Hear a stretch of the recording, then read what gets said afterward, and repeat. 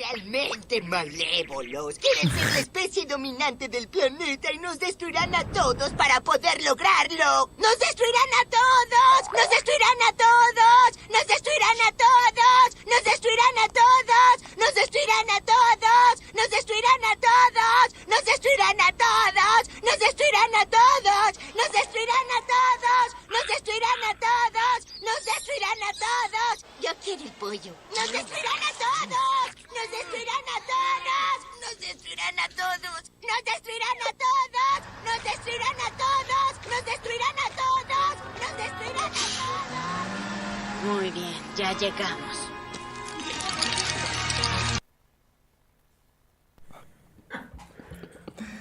¿Por qué esa maldad? Y bueno, porque era para reírse un poco. O sea, es un contexto en el que es difícil reírse. Bueno, para reírnos un ratito. Eso, o sea, aparte es espectacular.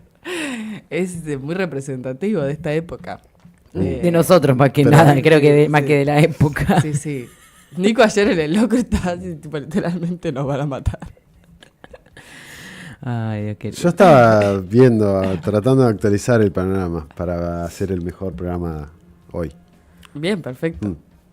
El otro día no, el otro día en la Peña Malvinera que hicimos, ahí sí estaba un poco más preocupada. Pero hay que decir que la Sí. gente, ¿por qué se creen que hay gente tan temprano acá escuchando? Porque quieren saber qué Pero opina obvio. Marcha de Gigante de lo que está pasando en el Obvio. mundo. Es verdad. Esa es nuestra respuesta, que nos van a destruir a todos. No, quédense. Esa es la respuesta simple para analizar esto. Bueno, dicho esto, claramente hay una situación bastante compleja. Estamos hablando del jueves por la mañana de aquí. El jueves por la mañana. No, no, no, no. sería el Fue el jueves a la a la noche, o sea, el No, viernes el- a la madrugada. El jueves a la mañana de aquí Sí. se veían ya noticias de Donald Trump y de Benjamín Netanyahu en distintas y de distintos actores de la política israelí, tanto israelí como norteamericana, amenazando o dando un ultimátum a la República Islámica de Irán respecto de tratar de llegar a un acuerdo entre las partes que estaban discutiendo. Recordemos que Estados Unidos e Irán llevan 5, o llevaban hasta hoy, que en teoría se iban a volver a juntar, hoy o mañana. Mañana, 15. Tenían hasta ahora 5 reuniones en las que venían discutiendo, venían charlando respecto del programa nuclear iraní. La parte estadounidense planteaba como colateral de lo que viene planteando Israel, no puede tener un plan nuclear Irán. La parte iraní venía sosteniendo en cada uno de estos encuentros, bueno, no, nosotros queremos usarlo para fines pacíficos, queremos con eso generar electricidad eléctrica, queremos generar isótopos para medicina, etcétera. Y lo que venían discutiendo, o de lo que se venía hablando, era de, bueno, hasta qué porcentaje podía enriquecer uranio la República Islámica de Irán. El uranio es lo que se utiliza para los reactores nucleares. Y ahí es donde estaba el meollo de la discusión. Hasta dónde sí, hasta dónde no, si podía, si no podía. Y acá me parece que es clave, en principio, señalar que la Organización Internacional de Energía Atómica, que encabeza el argentino Grossi, estaba al tanto de cómo venían los avances, estaba al tanto de cómo venía el desarrollo nuclear, inclusive iraní, que pese a que en el primer mandato de Donald Trump, cuando Donald Trump rompe con el acuerdo 5+1, Irán siguió cumpliendo sistemáticamente con lo que había pactado con las 5 potencias de Occidente, o con las 5 potencias más Alemania, los 5 del Consejo de Seguridad más Alemania. Venía siguiendo sistemáticamente con eso, venía habiendo un control de la Organización Internacional de Energía Atómica, y hasta ahora no había pasado a mayores. Pese a que Estados Unidos sí había roto ese tratado que había firmado la administración de Barack Obama. Y que ahora amenazaba aparte para eso, el enriquecimiento cero, ¿no? Que es un poco el planteo que Irán venía discutiendo. Bueno, no, nosotros queremos hacer un enriquecimiento de al menos el 3%. Y el problema, la negociación estaba trabada en esa discusión, en ese punto. Ahí creo que un poco lo que hace bastante cínico el ataque de Israel el viernes a la madrugada, tiene que ver precisamente con que se esperaba en los próximos días, y lo habíamos incluso adelantado acá en Marcha de Gigantes, que la próxima negociación iba a tener lugar a fines de junio, es decir, faltaban pocos días para que esa reunión vuelva a hacerse, y en el medio estaban sesionando la Junta de Gobernadores del Organismo Internacional de Energía Atómica. Eso me parece que es lo que hace que los ataques israelíes, que sea tan cínico la decisión del ataque en ese contexto en particular. Ujú. Sí, sumado también a que este ataque preventivo, como lo llama Netanyahu cuando sale a declarar tras el envío de los misiles y demás, deja heridos, deja muertos, ¿no? No solamente, digamos, es un ataque contra material militar o contra donde se realiza, ¿no?, el enriquecimiento o sea, obviamente no van a bombardear directamente ahí, pero sí de hecho hubo una contaminación que estaban tratando de frenar de uranio a partir y a raíz de estos bombardeos, de estos ataques. 329 heridos y 78 muertos dejó, digo, porque es una cifra que no está circulando. Cuando alguien piensa en el 7 de octubre del 2023 y el ataque de Hamas a Israel, sabe exactamente cuántos fallecidos dejó, porque se encargan, ¿no?, de comerte el cerebro con ese dato, y a la vez estos 78 muertos que generan los ataques de Israel a Irán parecen no importarles a nadie, y no aparecen, digamos, como también una sumatoria a los factores que ahora tiene Irán para decidir cuál va a ser, si bien ya decidió en parte cuál es su respuesta, para ver cuál va a ser el nivel de esa escalada, que es lo que todavía no se sabe, digamos, hasta ahora, a lo largo de estos 2 días que fueron transcurriendo. Primero, hubo una respuesta un poco más, una pausa, si se quiere, en la cual no sabíamos cómo iba a responder Irán, y luego, respondió primero con el envío de 100 drones, y luego ahora directamente con una respuesta directa, pero que obviamente nunca se pone sobre la mesa que hay muertos y heridos civiles, que no son, no es solamente el material militar, sino que además le mataron al núcleo duro, nuevamente, al núcleo duro del gobierno de Irán. Sí, la información que trascendió, por lo menos, en las últimas horas, porque acá me parece que hay que hacer un punto importante, que es, no fue un ataque solamente de Israel a la República Islámica de Irán, sino que comenzó el jueves por la noche, viernes por la madrugada, allí en aquella región del mundo, y durante todo el día siguió esa ofensiva. Fueron varias ofensivas. La diferencia es que la primera logró hacer impacto en distintas zonas, sobre todo zonas residenciales donde había, desde los científicos o los principales científicos que venían llevando adelante el plan nuclear de Irán, hasta, por ejemplo, el jefe de la Guardia Revolucionaria, que también fue uno de las víctimas o de los mártires, como le dicen los iraníes, que perdió la vida en esos bombardeos que, según Israel, y lo que después salió a reproducir la prensa en general, fueron operaciones quirúrgicas, pero que en realidad dejaron no solamente la vida, el saldo de muerte de altos rangos, tanto militares como científicos de Irán, sino también sus familias, civiles que vivían en esos mismos edificios que fueron bombardeados, etcétera. Para tener una idea o para poner en una noción, el portal libanés de Cradle, que viene siendo uno de los que está siguiendo más en finito cómo viene la cuestión, hace media hora más o menos planteaba que en la localidad de Shahid Chamran, ayer por la tarde hubo también otro bombardeo de parte de Israel, y en una zona residencial en esa localidad, en las inmediaciones, en el norte de Teherán, si no me equivoco, y solamente ese bombardeo dejó al menos 60 muertos, de los cuales 20 son niños. Eso en una zona residencial, y acá volvemos a discutir y a problematizar o a poner sobre la palestra esto de que a Israel, eso que en teoría son daños colaterales, en realidad no termina siendo colateral, sino termina siendo muchas veces el objetivo, que es infringir dolor, daño, a través de la muerte de, sobre todo, menores de edad y ancianos.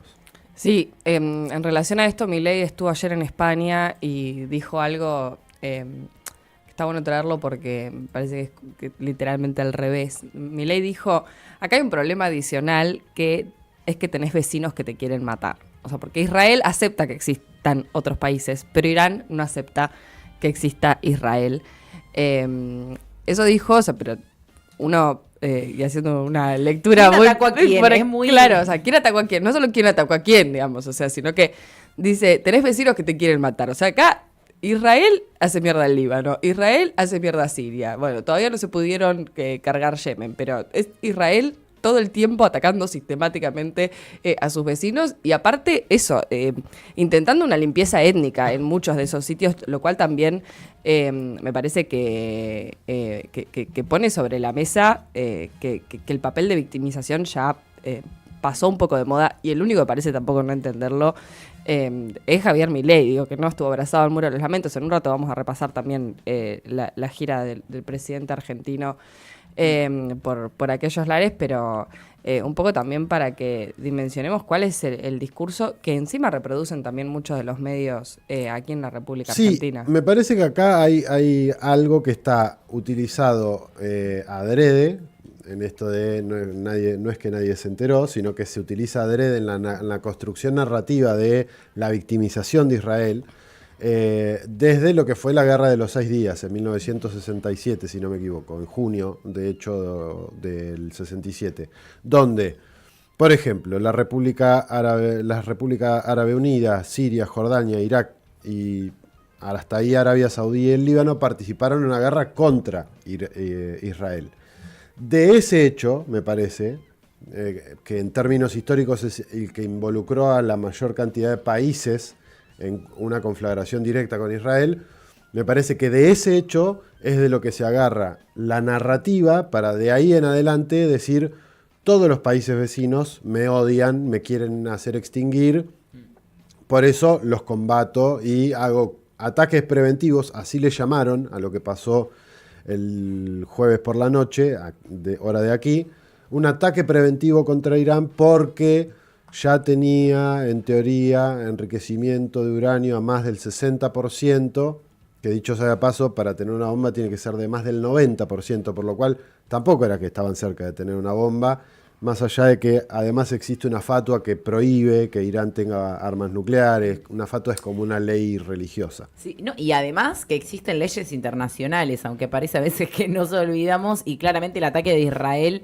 a Irán en el día de ayer es un poco la super última firma de esa acta de defunción de esas leyes internacionales, porque realiza un ataque sin justificación, sin un motivo real, y también dejando en alerta a todos los países, no solo de la región, sino que también del mundo. Tengamos en cuenta que Israel, luego de lanzar este ataque, cierra las embajadas en todos los países del mundo, sabiendo las consecuencias que puede eso tener, por lo tanto también poniendo en peligro a toda la humanidad, no solamente a quienes habitan en el territorio israelí y en realidad territorio palestino ocupado, pero bueno. Y por ejemplo, uno que lo señaló fue desde Rusia, ¿no? Apuntaban a que también esto es una violación a la Carta de Naciones Unidas directamente, digamos, la Carta originaria, más allá de otras leyes que se fueron haciendo. El tema es que ahí seguimos viendo una falta de operación de estos organismos internacionales en contra principalmente de los ingenieros del caos ya a esta altura, que son Israel, y también Estados Unidos, que rápidamente, tras lanzarse el ataque, salió a desmarcarse, a decir primero, nosotros no teníamos nada que ver, salió un comunicado de Marco Rubio, secretario del departamento, alertando y advirtiendo que Estados Unidos no estaba al tanto de que Israel iba a realizar este ataque, algo que a lo largo y al transcurrir las horas se fue en parte desmintiendo. Hay quienes hablan que la llamada del viernes entre Donald Trump y Netanyahu no solo se trató de Netanyahu de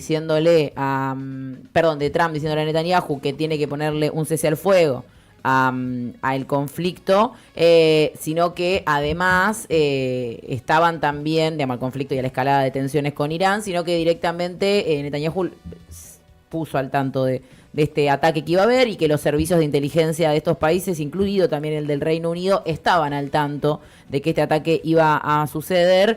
Y de hecho, bueno, la respuesta posterior de Donald Trump diciendo, bueno, que Irán no responda tanto, que acepten ahora el acuerdo, también habla de un posicionamiento muy claro y de una herramienta que también le sirve en la lectura para condicionar el accionar y la respuesta del gobierno de iraní, diciendo, bueno, si responden es porque no están queriendo llegar a un acuerdo.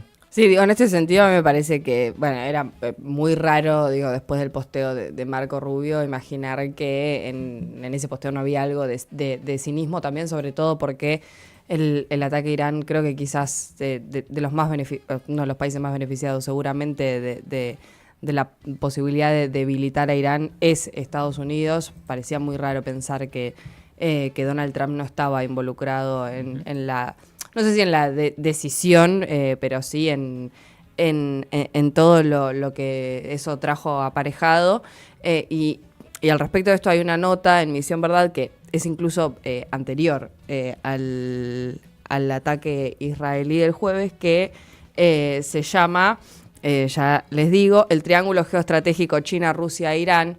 Y me parece que es una nota donde se hace un repaso de, bueno, qué es lo que está sucediendo. Habla de un triple final, ¿no? Pero habla de un triple final en relación al fin del dominio occidental de 5 siglos, el fin de la hegemonía estadounidense construida desde 1945, y habla también de la etapa posterior al final de la Guerra Fría, ¿no? Que la Guerra Fría, bueno, terminó en 2023 y que esto es un triple final. Habla de qué papel estratégico tiene Irán en esa alianza con Rusia y China, y me parece que ahí el principal perdedor, digo, si hacemos esta lectura, es Estados Unidos. Por eso, digo, me parece, o hubiese parecido muy raro que Estados Unidos se desmarque tanto, más allá de que lo haya intentado, era imposible no ligarlo al ataque que sufrió Irán. Uh-huh. Sí, lo último me parece que es interesante es que dentro de las negociaciones, y esto lo charlábamos hace algunas semanas, no está solamente la cuestión nuclear. Los estadounidenses y los israelíes pretenden que Irán abandone el sistema de misiles y de drones, que es muy avanzado para lo que son en la región. De hecho, la respuesta de Irán específicamente usa misiles balísticos, que precisamente es parte de lo que Irán dice: nosotros no podemos no tener este sistema para defendernos porque ustedes tienen además armas nucleares. Porque ahí hay algo que me parece que también que sobre todo para que aquellas personas que no están tan empapadas en el tema, fíjense en los medios de comunicación, en los argentinos, en los habla española, habla inglesa, los que quieran, nadie le pregunta a Israel cuántas bombas nucleares tiene. Israel no firma el Tratado de No Proliferación de Armas Nucleares que firmaron más de 190 países y que Irán es parte de la firma de esos acuerdos. Y que te sumo algo, en los días previos al ataque se había conocido la noticia de que Irán tenía en su posesión documentos filtrados sobre la capacidad nuclear y el programa nuclear que está desarrollando Israel, justo unos días antes de este ataque. Sí. No me parece menor. Y acá me parece que también entra la cuestión, esto ya es más materia de especulación o en todo caso de análisis. Bueno, pero ¿qué rol jugó el argentino Grossi en todo esto? Dentro de la Organización Internacional de Energía Atómica. ¿Fue Grossi quien le dio los nombres a Israel, de quiénes eran los científicos top de la lista de los científicos iraníes? Posiblemente eso no lo vamos a saber nunca. Y acá otro paréntesis, una de las cosas que también deja ver el impacto y la sorpresa a Teherán con esa primera agresión es que los servicios norteamericanos o británicos o israelíes, estamos hablando CIA, Mossad, MI6, evidentemente tienen buena información y se han filtrado dentro de sectores del gobierno iraní para poder tener exactitud, precisión de dónde viven, quiénes son, esto, lo otro, bla, bla, para hacer semejante daño. Y esto viene a colación de lo que decíamos de quiénes fueron esos altos mandos que logró asesinar el régimen que conduce Benjamín Netanyahu. Estamos hablando de Mohamed Bagheri, que es el jefe del Estado Mayor de las Fuerzas Armadas de Irán, el comandante en jefe del cuerpo de la Guardia Revolucionaria de Irán, el mayor general Hussein Salami, dos de los altos mandos militares que logra asesinar Israel estando en sus domicilios. Después, durante un momento, durante un par de horas, hubo como una especie de contrainformación respecto a Bagheri, de si estaba vivo o no estaba vivo. Irán decía que sí, que estaba vivo, terminó confirmándose que había muerto. Además de ellos, también fueron asesinados el general de división Rashid, comandante de la cuarta generación de la base de defensa aérea, de una de las bases aéreas, el general de brigada Amirali Hajizadeh, comandante de las fuerzas aeroespaciales de la Guardia Revolucionaria de Irán, otros comandantes, y además murió el científico nuclear Mohammad Mehdi Terakhchi, que era uno de los que estaba a cargo del plan nuclear. Fue presidente de la Universidad Islámica Arad, era físico este señor, y así civiles que estaban cerca de donde estaban estos funcionarios. Y a esto habría que agregarle 6-7 científicos más que eran top en términos de... Y que habla también de la destrucción del proyecto de Irán en general, como proyecto político, porque no solamente le destruyen lo que construye, digamos, o si avanzan en algún armamento, lo que sea, en el cual están en derecho de hacer como hacen otros países en defensa y demás, pero le asesinan, digo, también trayendo el asesinato de Soleimani, ¿no? También en el gobierno de Donald Trump. De Soleimani, y algunos analistas incluso especulan o ponen en duda el asesinato del expresidente Raisi. Es que lo dejamos pasar muy rápido, o sea, se muere el presidente de Irán en un avión de una forma rarísima. En un helicóptero volviendo de Azerbaiyán, de la frontera con Azerbaiyán. Y quedó, y pasó, digo, pero verdaderamente están... me parece que hay una contemplación a lo que le hacen a Irán que no pasaría con ningún país del mundo. Es como que permanentemente te estén matando o a tu presidente, o a los que rodean al presidente, o a los altos mandos militares. En 5 años. En 5 años. Y pretender que no haya luego una respuesta contundente. Y quería sumar, un factor más antes de que pasemos a profundizar más con el tema. Igual vamos a estar un buen rato con este tema, que también tiene que ver, que estábamos hablando de, cómo impacta esto en el mundo. También, digo, además de afectar a Irán, lo que hace esto es también poner en riesgo los suministros a nivel internacional. Digo, otro factor que pasó luego del ataque fue el aumento del precio del crudo, del petróleo crudo. Y también leía que además de que el aumento pueda llevar a una escalada de precios a nivel internacional, también Irán tiene una carta a jugar con respecto al cierre del estrecho de Hormuz en respuesta a esta agresión. Lo cual es otro factor y otra herramienta que también está dispuesto Occidente siempre a atropellar. Lo vimos con el Nord Stream 2 en el caso del ataque y de la guerra perpetrada también con Rusia, que no solamente, digamos, la problemática ahí está en cuánto escala el conflicto militar, sino también en cómo impacta esto en el comercio global, ¿no? Y en las cadenas de suministro, en este caso de la energía, pero también pueden ser en otros casos de alimentos, y que también eso puede llevar a un impacto a nivel global, y a la vez es una herramienta que tiene Irán para poner en mayor tensión, por un lado, que no sea la escalada militar a lo que pase con el vínculo no solo con Israel, sino con Estados Unidos y Occidente en general. Sí, me dejan un segundo, y retomando esto de la OIEA que planteaba Nico en relación al espionaje, digo, sobre todo porque hay que entender que hay muchos de estos organismos internacionales que están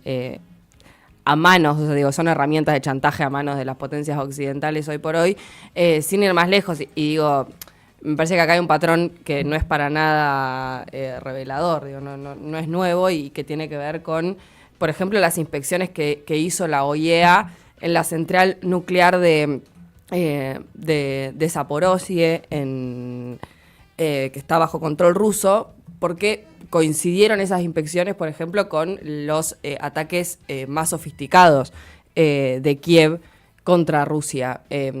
Creo que ahí también hay una cuestión, me parece, para entender cuál es el verdadero papel de organismos que, bueno, supuestamente velan por la seguridad nuclear mundial y que en realidad son un instrumento de espionaje, son una herramienta de chantaje a mano de las potencias occidentales y que de alguna manera proporcionan esa información muy privilegiada sobre las instalaciones nucleares iraníes, en este caso, que posteriormente termina siendo utilizada para planificar esta clase de ataques militares. Sí, y ahí me parece, esto lo vamos a seguir abordando también, o lo vamos a ir viendo. La semana pasada hacíamos mención y analizábamos lo que había sucedido con los drones que había introducido Ucrania dentro de territorio ruso y que habían atacado distintas bases. Después se armó toda una discusión respecto de si habían sido 5 bases, 2 bases, 3 bases, cuántos aviones habían logrado destruir, cuántos no. Lo mismo salió a decir Israel, que había hecho dentro de Irán, que había construido durante muchísimo tiempo bases de drones que fueron utilizadas para ese ataque sorpresa. La similitud en la lógica, en la metodología de acción, fue muy parecida, lo cual también a muchos analistas los llevó a pensar en si efectivamente el Mossad no estuvo involucrado también en lo que sucedió en Ucrania. Entonces, vamos viendo que las piezas de este engranaje son muy complejas en realidad, no es meramente uno ataca al otro. Sí, no son conflictos aislados. Claro, no se puede analizar lo que pasa en Irán hoy de la nada, así como aislado de lo que sucede en el resto del mundo. Me parece que poco a poco, o por lo menos es lo que intentamos hacer acá en Marcha, es tratar de dar esos elementos para que se puedan empezar a encastrar esas piezas. Dicho esto, vamos a escuchar algo de música para separar un poquitito y respirar un poco porque venimos hace 40 minutos sin parar. Unas ganas de hablar.